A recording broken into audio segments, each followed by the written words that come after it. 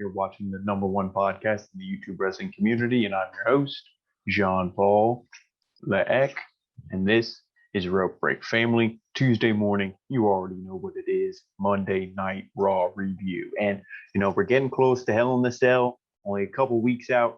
Is the show picking up? It's Monday Night Raw finally delivering us good wrestling to get us excited? Of course not. Why would we expect anything different?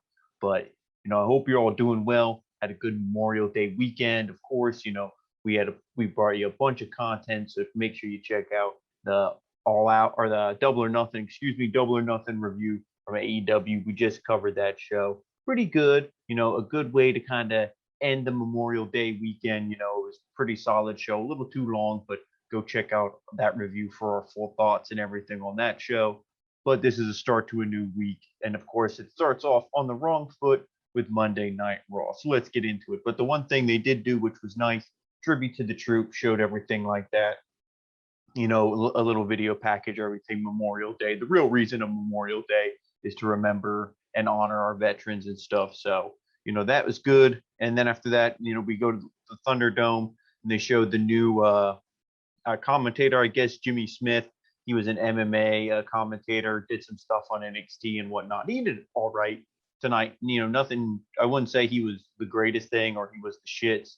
No, it was all right for a first day. We'll see if he lasts longer than Adnan. But then after that, the show opens up. We get the Miz and John Morrison, Miz TV. So we see Miz is back. He was eaten by zombies and everything, but he's back now, so it's all good, I guess. And he says that his return was long overdue because of the past few weeks without him have been rough.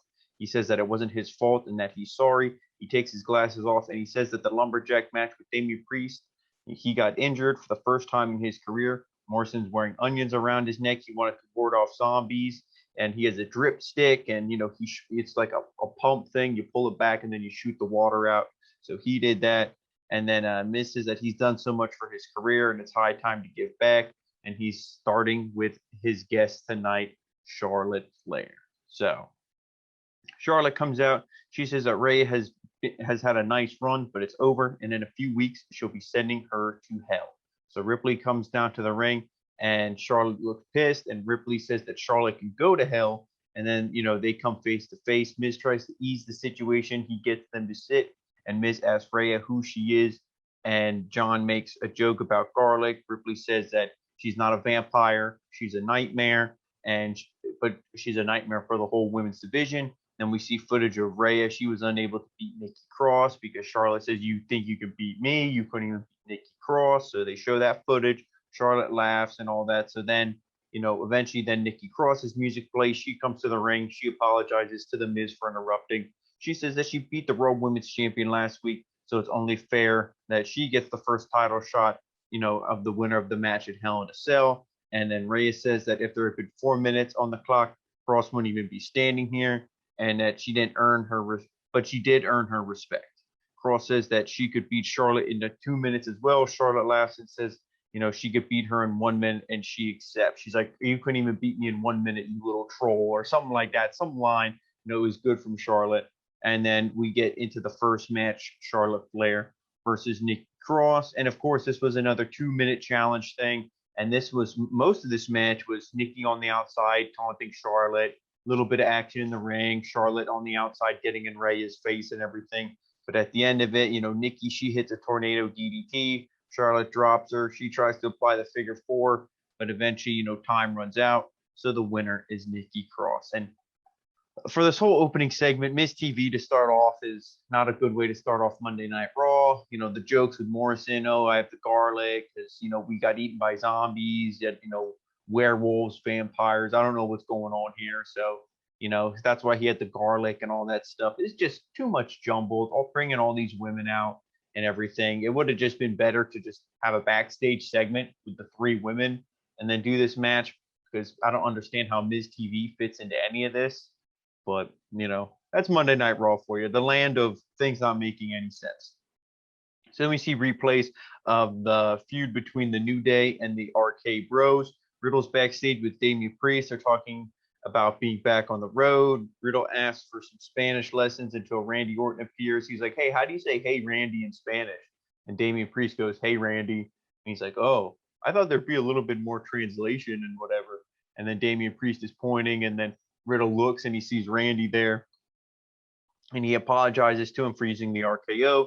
Orton says it's fine. They had a good match, and he says that if they're going to do the team thing, they may as well do it right. So he invites Riddle down to watch his match tonight. Riddle gets excited, but Randy makes the zip it, and he gives, so then Riddle zips it. He gives Randy the key. Randy has it in his hand, and he throws it behind him like, I'm losing the key, so you can never talk again. So then when we come back from commercial break, we see Xavier Woods versus Randy Orton. And this match was good. Xavier Woods, and the one thing I will say, Xavier Woods and Kofi Kingston have to shout him out, Green Ranger and White Ranger outfit, so that's legit. And, this was really good. And I like, the story of this match that they had. I like the story at the end, because last week, like we said, we saw Riddle using the RKO. And this week at the end of it, we saw Randy Orton. He used the Bro Derek to get the win.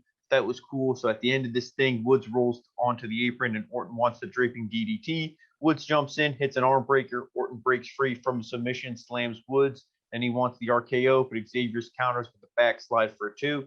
Woods runs, but Orton catches him and hits a Bro Derek for the win. So that was really cool. Riddle popped for that and everything. So you see they're using each other's moves, and maybe that's going to be, some kind of thing, some kind of storyline, whatever. So, it's cool. They get the win. It was the right win. These teams are earning momentum. I could see these guys easily being tag champs at some point. I was a fan of the team when they put them together, because these two guys are such polar opposites.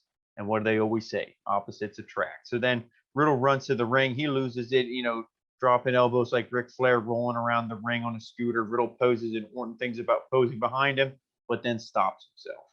So let me see Shayna Baszler. She has issues with Reginald, and the Queen of Spades makes her way to the ring.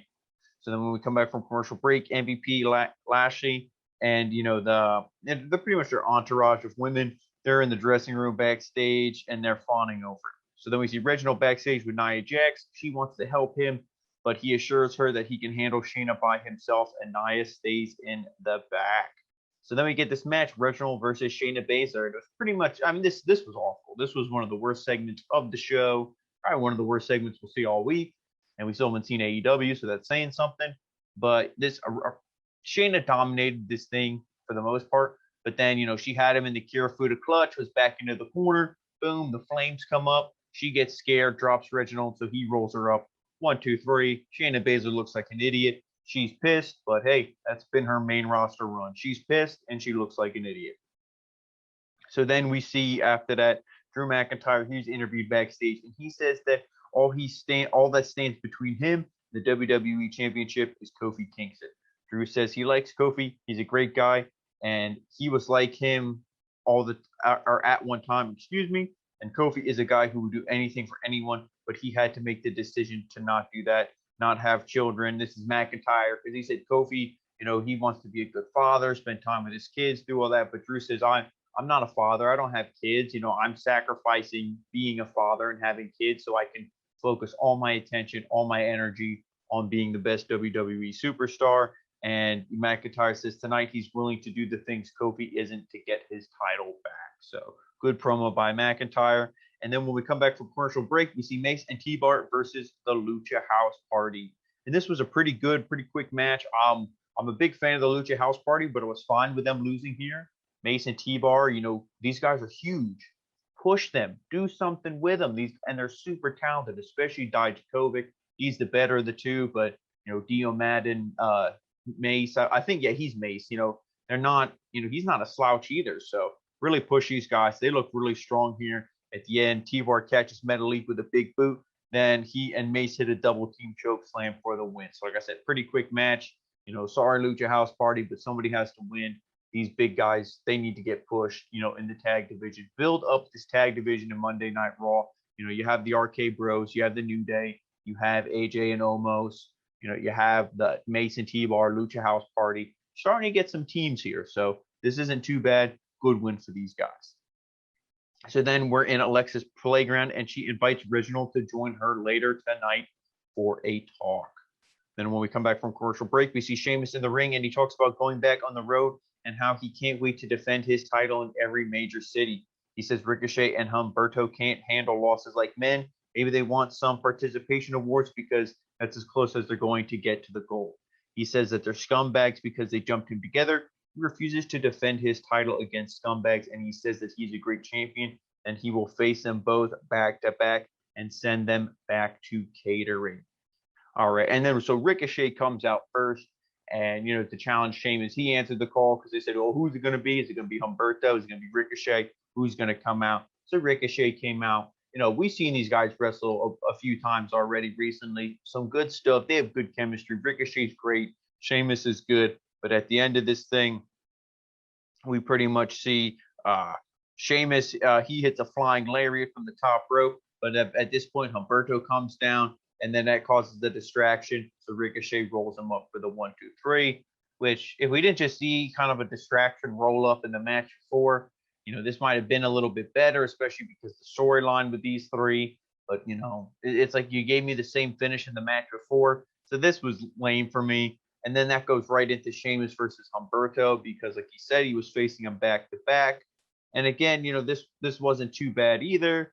But this whole just United States Championship feud thing, because he's not having a legit feud, beating a guy, moving on to the next guy, it's just the same, three-way dance that I don't really care about because no guy's really a clear number one contender kind of deal. You should do Humberto versus Ricochet to determine a number one contender. So I don't like this. But at the end, Sheamus, he wants the bro kick, but Ricochet distracts him. Humberto hits a springboard enziguri, and then a roll up for the win. So you see this, two distractions, 2 roll ups, 2 pins. Sheamus looks like a loser, and what else is there to say besides Sheamus looks like a loser? It's sad, but it is what it is. I don't know. To me, you almost have to do a triple threat for this title now. All right, and then after that, we see another video package for Eva Marie. Does anybody care? No, not really. You know what I mean? I'm sure some are excited, but she's not going to add anything of depth to the women's division when we have so many other talented women who aren't being featured. But then after that, we see Mandy Rose and Dana Brooke versus Lana and Naomi. We had tag champs on commentary for this thing. Pretty quick match. I'm not really behind any of these 2 teams, so it doesn't really build excitement. And with the rumor that Alexa Bliss and I guess by herself or with Lily are going to be tag champs, that's a big rumor going on right now. Do any of these other 2 teams even matter? No, not really. So at the end of this thing, Rose and Lana, they trade pinfall attempts, and Dana Brooke, she comes back in and she hits a Samoan drop blockbuster for the win. So we see the winners, Mandy Rose and Dana Brooke. And then after, I guess that's the team to push because they're, I don't know, they look more like a team, 2 blondes.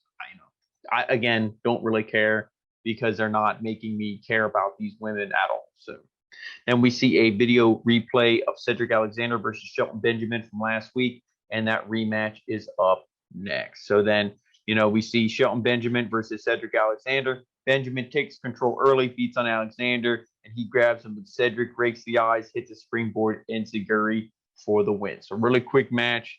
Again, raking the eyes, doing all this stuff. Again, this feud really could have been good for me, and this is falling flat. It's garbage, but hey, really awful wrestling. RAW Monday Night Raw. What else can we say? So then we see Elias. He's backstage with Jackson Ryker, trying to hype him up for the big tag match tonight. Elias talks about the challenge of Elias, but Ryker looks out of it. And then Elias asks him if he's been in a battle, and Ryker asks him the same question, saying he served in Iraq, and Elias doesn't know what to say. So you see, it's a little bit of tension there. Ryker's like, I actually was in war. You're just a bullshit guitar player. You're not even as good as Eric Boots. So then we see AJ Styles and Omos. They come to the ring. They'll be defending their tag titles after the break. So then when we come back before that we get to that match, we see Kofi. He's interviewed backstage, and he says that Drew tried to imply his family is a detriment to him, but he's only able to be as successful as he is because of his loved ones. Kofi says he respects Drew, but he doesn't respect the cheap shots he takes. Kofi says Drew made a remark about him not beating Lesnar, but Drew can't beat Lashley, and he did. So it's tit for tat. They're going to square up and give it everything they have, and he will beat Drew and become a 2-time WWE champion. Good promo, except the fact he keeps saying he beat Lashley when clearly it was with Drew's help. So to me, it's like, why are you living in fantasy land? that you didn't actually beat him, even though the record says you did. If you're a man and you have honor and you have respect and you have, a brain in your head, you didn't beat him on your own. So speaking of not having a brain in your head, we get to this match, AJ Styles and Omos versus Elias and Jackson Ryker. So, this match was pretty much, it was the same thing. AJ's in there. He can't make the tag. They're just jobbing him out, everything like that. So eventually, it goes to Ryker. He applies a rear chin lock. Styles quickly fights up. Ryker whips him headfirst into the buckles. And then Ryker, or Styles, he hits a Pele kick. And then Ryker, he goes to make the tag. But Elias jumps off the apron. Ryker's surprised. He's like, what the hell's going on? AJ eventually, in all his confusion, is able to tag in Omos. And then Omos, he takes charge, beating him up and everything. As this is going on, you see Elias, he's walking up the ramp. Big short arm clothesline, or, big long arm clothesline, because it's Omos, whatever you want to call it. AJ hits a phenomenal forearm. 1, 2, 3. So you see here, Jackson Ryker, Elias are split. Probably going to have a feud because they don't know what to do with these guys. AJ and Omos retain. Right winners. Bullshit match. So then we see Nia Jax and Reggie. They're backstage, and she's questioning him going on Alexa Bliss's playground. He says he'll be fine. And she says that he'll get some champagne ready, and she'll be waiting to celebrate. So then Elias is backstage talking about how Ryker hasn't been able to get anywhere without his help. They're close to getting back on the road, and he can't fathom sitting in a car going town to town with Jackson Ryker. He's done with it. So there's his explanation. So then Reginald joins Alexa in Alexa's playground. She asks about the match tonight, but Lily interrupts and asks about Cirque du Soleil. Before Reggie can respond, Shayna jumps in and beats up Reggie, tosses him out of the playground, and sits on the swing. Alexa says that she wasn't invited, and Lily really doesn't like her. Shayna says she doesn't like her either and thinks this crap has gone on long enough. So next week, they're going to have a little chat, and she calls Lily a stupid doll. So we're going to see what's going on there. Again, the rumors are true, and Alexa Bliss somehow beats Tamina and Natalya by herself for these titles. I'm done with this show, to be honest. This is it. That will be like scraping the bottom of the crap barrel, but we just got to wait and see, and hopefully that's not the case. So then we see Mansoor. He's backstage with the Viking Raiders, and they're telling him that he needs to come up with a chant to get on the road. Mustafa Ali appears and tells Mansoor not to trust them or anyone else because they'll screw him. Mansoor asks why he shouldn't trust Ali, and he says, now you're getting it. Or why he shouldn't trust Ali. He's like, you say I shouldn't trust anyone. Well, should I trust you? He's like, yeah, exactly. Now you get it. So maybe we'll see a team up with them or something. Who knows? I don't know. I'd love to see a little program with these two. Similar style, similar builds and everything. They'll put on great matches. So then we come back from commercial break. See Kevin Patrick. He asked Bobby Lashley, and he's pretty much just asked them, if they're going to be watching the main event. And MVP says that Kofi Mania was amazing. Drew taking the long road to the top was great. They respect them as men, but not as competition. Lashley said he's not concerned because there's nothing either of them can do to end the Almighty's reign. So then we see Drew McIntyre versus Kofi Kingston. Main event time already. So they gave a lot of time to this match, and this match was really good. You had Drew dominating early on. He stays in control and everything. But then, McIntyre, he hits the Glasgow kiss, all this stuff. But Kofi keeps fighting back. He uses his strength, or not his strength, his speed and everything to counter McIntyre's strength. Just like a lot of his offense, hitting the SOS, all this stuff, the kicks and everything. But at the end of this thing, we see Drew, he runs for the Claymore, but Kofi hits the Trouble in Paradise. And then Drew grabs the bottom rope to break the pin. And then we see Kofi, he hits a Frankensteiner, sends McIntyre to the outside, hits a double stomp off the apron. He gets back inside. He goes up top and he jumps. And Drew hits a Claymore as he's coming down. They showed the replay. Beautiful, beautiful ending. Beautiful Claymore that he hit. He pins him 1, 2, 3. McIntyre will face Bobby Lashley at Hell in a Cell for the WWE Championship. Kofi gets to his feet after the match. They have a show of respect. They shake each other's hands. Lashley walks out on the stage with MVP, and he poses with the title, and Drew points at him while standing on the apron, or standing on the rope. So, that was that match. Another good spot. Drew kind of did a double underhook like he was going to hit what's his DDT that he called?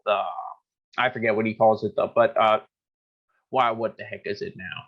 Anyway, it'll come to me. He had him in the double underhook, and he was spinning him around or whatever, and then he hit that DDT. So that was really great, and it was a really good match. You can't take anything away from Kofi, even though we say here on the channel sometimes, he can be a little annoying and stuff, and but in this match he was really good. So future shock DDT. There we go. See, I knew it would come to me. So this was a really good match, but we knew Drew was going to be the winner. That's the whole story. And like they said, Drew has become obsessed with the title, so maybe he'll lose at Hell in a Cell, and maybe he'll turn heel. Maybe they'll do something where Drew change his character or do something like that. I don't really know, but this was a great match, a great main event. But unfortunately, a great match and a great main event doesn't save an awful show that preceded it. So, but it is what it is. It's what we come to expect on Monday. So, guys, that was Monday Night Raw. Thank you so much for watching. Again, comment. Let me know what you think. Are you excited to see Eva Marie? Are you excited to see Alexa Bliss potentially win the women's tag titles by herself? What are you looking forward to for Hell in a Cell? I am looking forward to Rhea and Charlotte. I am looking forward to Drew and Lashley in the cell. There's lots of good matches, I think, coming from the Red brand, but there's also a lot of crap. So, again, just tell us what you think in the comments. And also don't forget to follow us on all our social media. Rope Break on Facebook, OG Rope Break on Twitter, Original Rope Break on Instagram, and, of course, right here on YouTube, the home of the #1 podcast in the YouTube wrestling community, the Original Rope Break. So, guys, thank you so much, and we'll see you tomorrow with NXT.